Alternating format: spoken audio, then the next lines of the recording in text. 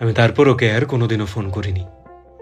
বারবার শুনতে থাকা মিথ্যে, ভীষণ অবহেলার চিহ্ন আর দূরে থাকার গাঢ় কষ্টের মাঝে হঠাৎ একদিন পুরো ভেঙে গেলাম আমি।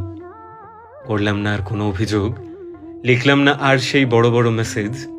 ঘুমোতে না পারা রাত, একদম একলা হয়ে যাওয়া আমি শুকনো পাতার মতো পড়ে রইলাম নিজের ঘরের কোণে।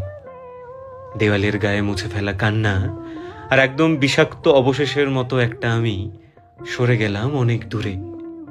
আমি আগে ফিরে গেছি, বারবার ভেঙেছি, তবু ফিরে গেছি ঠাঁই পেতে ওর কাছে।